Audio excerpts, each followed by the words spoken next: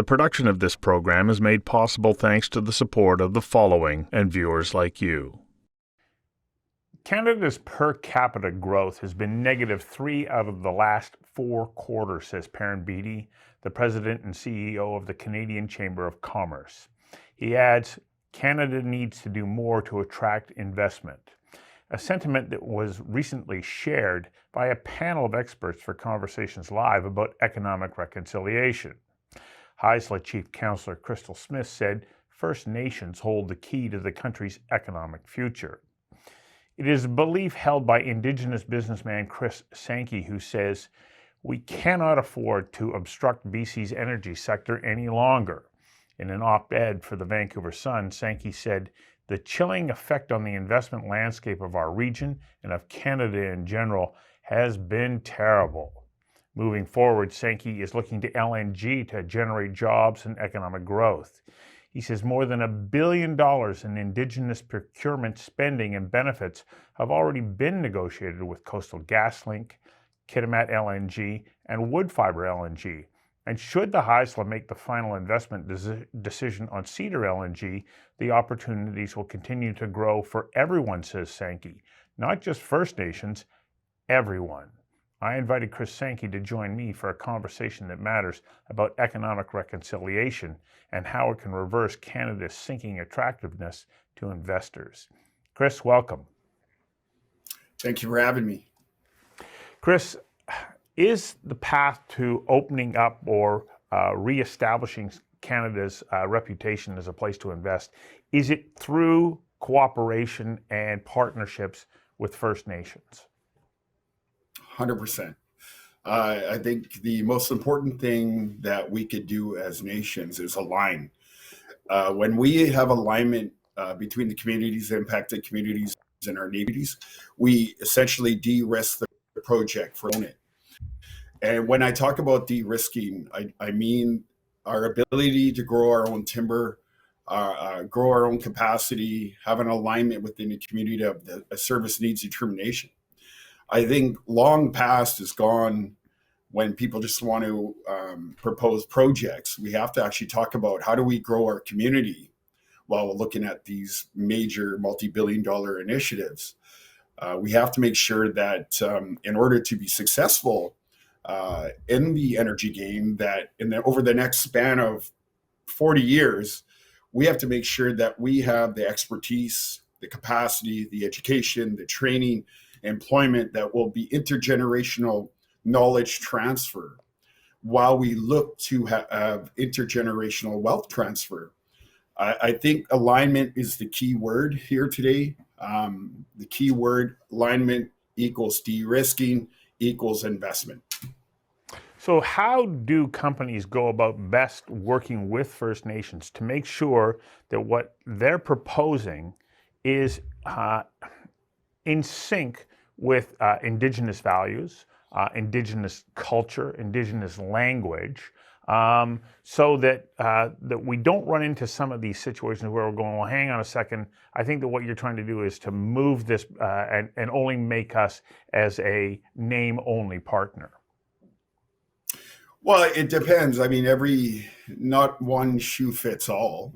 I think it's important that it's important that industry come visit our communities, which I think they have done a way better job at doing, and getting to know who we are as Indigenous people to the land, because our land is our identity.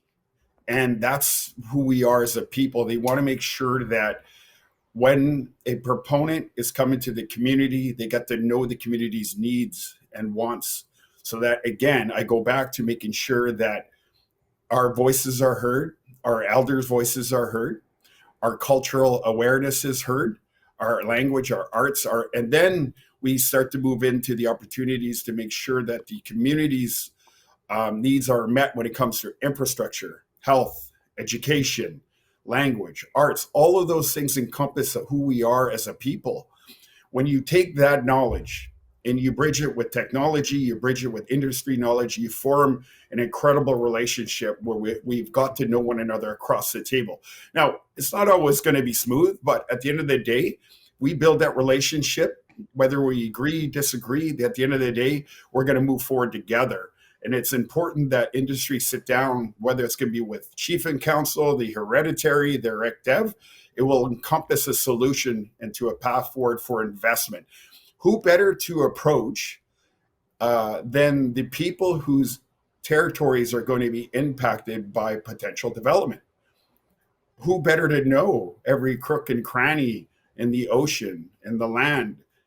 When we come together under one roof and have a meeting of the minds, some thought leadership and understanding what we're about to embark, I think that is a better path forward. And on top of that, we could develop policy together so that it encompasses who we are as Indigenous people to the land while looking to build these projects.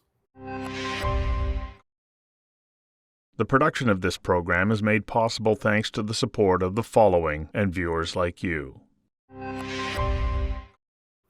So over the last couple of years, of course, we have seen a tremendous number of changes. We can go all the way back to Delgamuukw, which saw us starting to move in this direction. Silcotin back in 2014 was a major landmark case that brought us forward and started to give definition around title and what title meant. And then in the last couple of years, the governments of Canada and British Columbia introduced UNDRIP policies. But I'm not entirely convinced that UNDRIP actually clears things up. In some ways, it almost seems to muddy the waters. So is one of our biggest challenges right now being able to get the provincial and federal governments on side so that they actually are helping to streamline the process rather than creating regulations that get in the way? Look, Canada has a reputation, well, I should say BC and Canada has a reputation of getting in their own way. You are correct that it could be, when you start to muddy the waters with all of these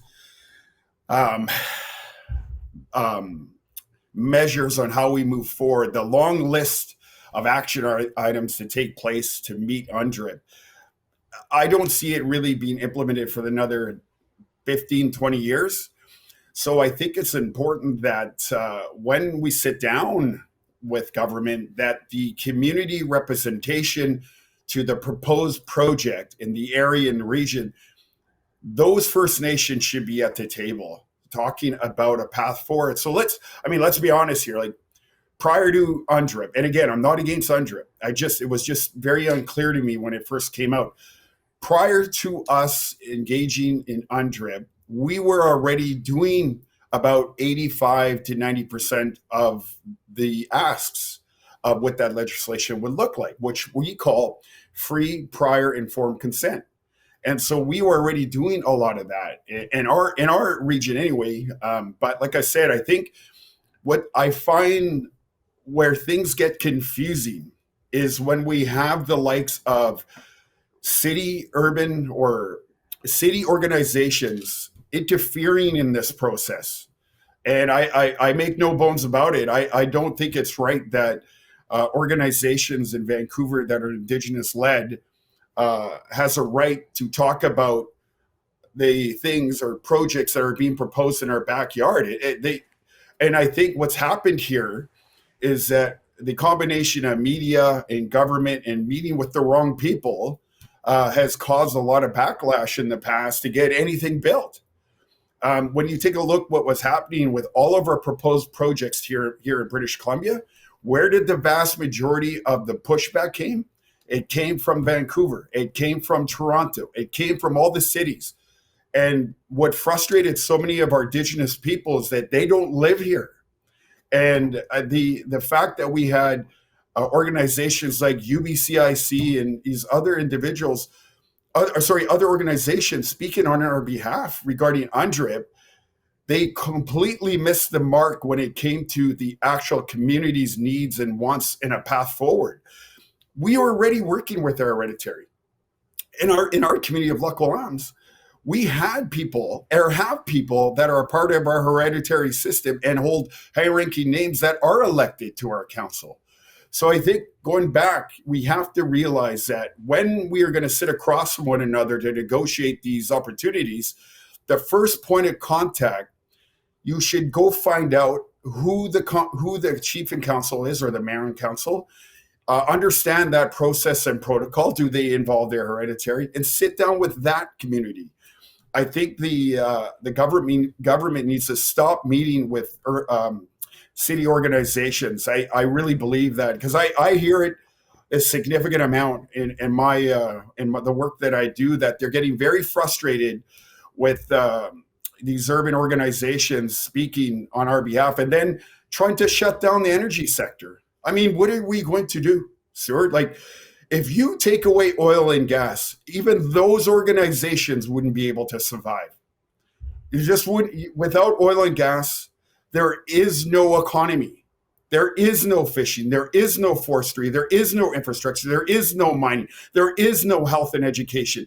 Everything we encompass requires hydrocarbons, oil and gas. And what I'm learning now in the work that we're doing, is the combination of climate technology in situ processes that are going to eliminate emissions, the use of dilbit, eliminate emissions in gas, creating hydrogen as a clean fuel through technology.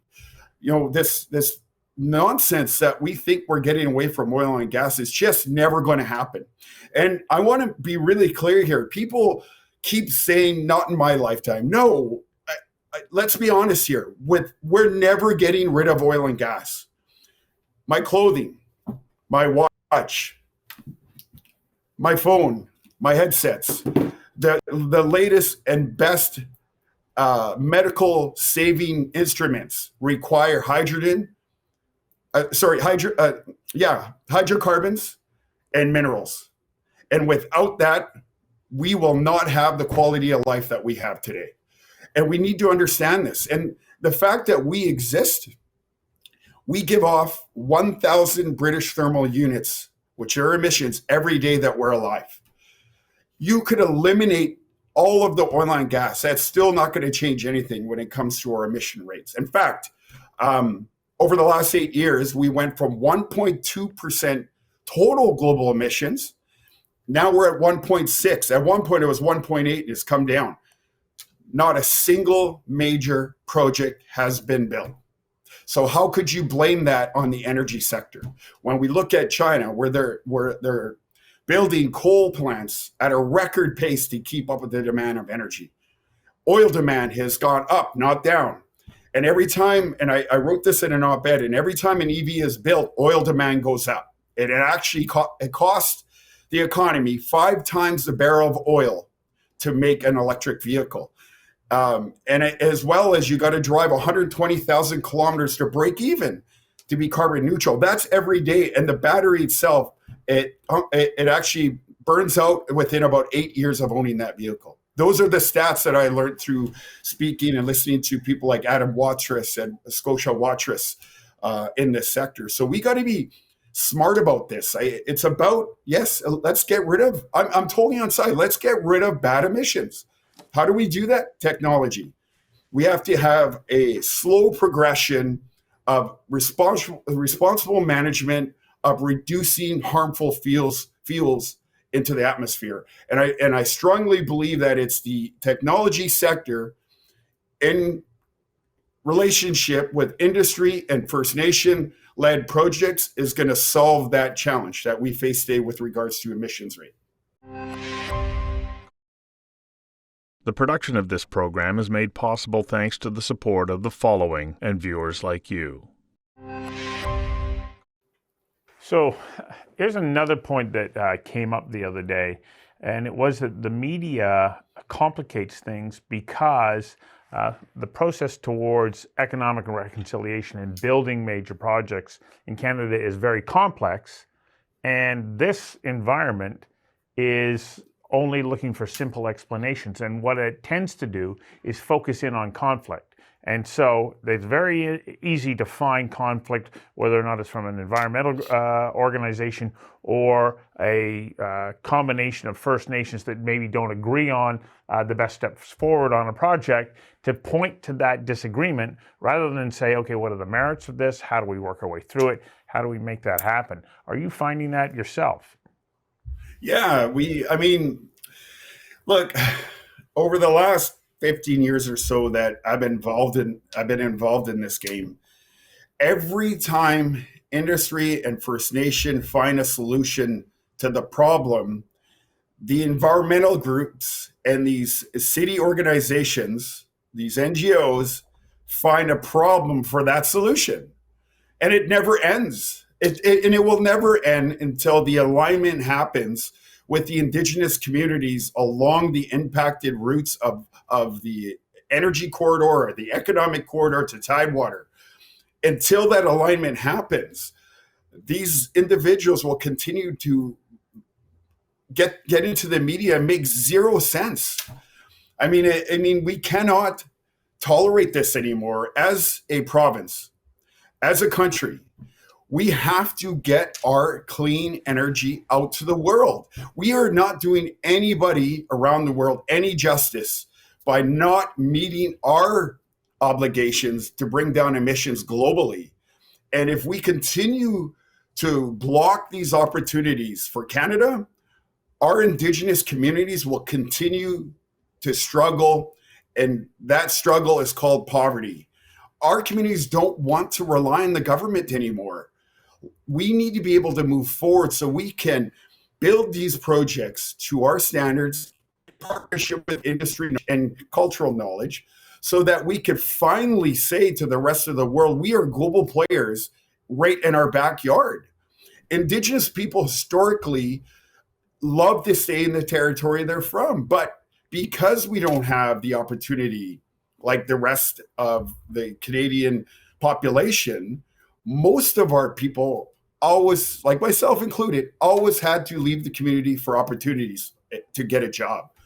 So now that we're here at the table, at the head table, we now have a seat, a say in ownership. And now is the opportunity for our communities to align. And I have an op-ed coming out about the loan guarantee program, but that's a whole nother conversation you and I could have. But that loan guarantee program is going to ignite the long overdue relationship between the Tsimshian, the Haida, the Nisga'a, the Haisla, the Wet'suwet'en, the Kariusakani, all the way through the Treaty 8 Northeast BC to Treaty 8 Alberta. This is going to ignite an opportunity to finally bring our communities together through an economic corridor. Well, actually, you anticipated exactly where I wanted to go, which was the loan guarantee program. How does that then start to change the equation? Well, we finally are able to get access to capital. Historically, Indigenous communities never had that amount of capital at their disposal. Now, for us, we've been pretty blessed. We have ownership in Trigon, which used to be Ridley Coal Terminal. We own equity in that. We have a throughput with the port per container. We're buying up commercial land and real estate. We have a trucking business, a ferry businesses. We're buying up real estate. And that generates revenue. We have a forest license that generates revenue that we can leverage off of. But historically, when we're talking these multi-billion-dollar projects, Indigenous communities didn't have the access to the capital required to be a competitor when they're sitting across from industry. And with that loan guarantee program, that makes us that much more competitive, so that Canada can be a energy powerhouse by partnering with First Nations, because now we have the financial capabilities to be a global player with that loan guarantee program. However, one more thing is that the feds were looking to exclude oil and gas investment, which is a massive mistake. If you want to talk about economic reconciliation and our right to a sovereign nation, our right to a self-determination nation, they should not be dictating what we can and cannot invest in. The production of this program is made possible thanks to the support of the following and viewers like you. Well, if you're able to de-risk, you still run into a wide range of environmental considerations. How much leverage do First Nations partners have in being able to move forward a process that maybe companies that are trying to go it alone don't stand a chance with? Well, first of all, companies will never stand a chance if you don't retain a social license from First Nation.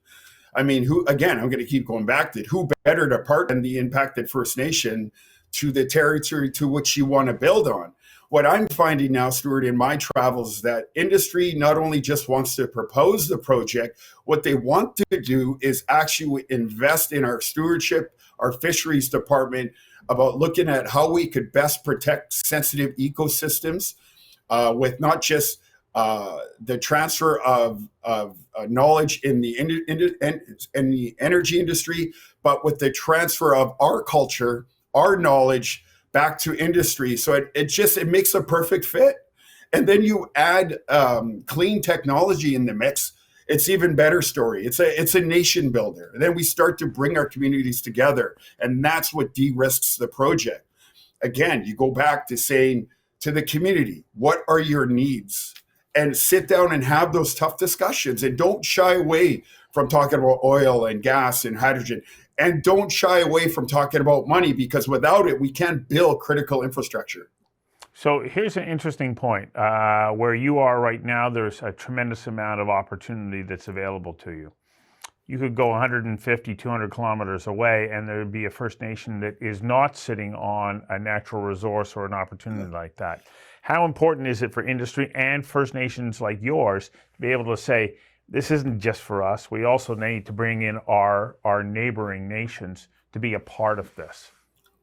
Look, I've always said that the pot is big enough to share, and that there are First Nations along their economic corridor that are not in a situation like our community of Lac Kw'alaams.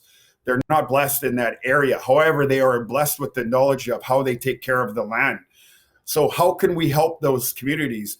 And I can't speak for the nations, but what I can say is part of my job with the Tsimshian Roundtable is to invite nations down to break bread and looking at ways we could help strengthen their economy.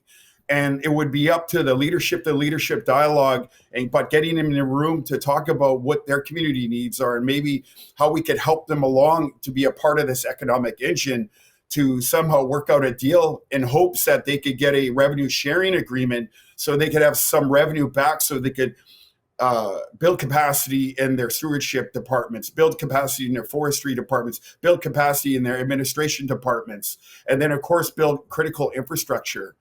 I really strongly believe that, Stuart, that once the leaders get in a room, those solutions could be solved at a leadership table, leadership to leadership dialogue. I'll always be a strong proponent of that, because we have so many communities that just don't have access to the resources that most of our communities do. When we talk about inland communities, or communities that are 8 hours away from Prince George, or so far isolated that they have no access to the knowledge or the understanding of how these mega projects move forward, because they need a partnership to help build capacity. Let's not forget about these communities. Let's not forget about those people in need, because we are the solution. If we could sit down and have those difficult conversations and move forward together, we could help these other communities succeed. We all need to come together as one community. Well, Chris, I think you're absolutely right. There needs to be an awful lot of conversations. Many of them will be difficult, but that's how we move forward. And this is only just one of many that you and I are going to continue to have as we move forward. Thanks for your time today. Thank you, Stuart. That was a pleasure.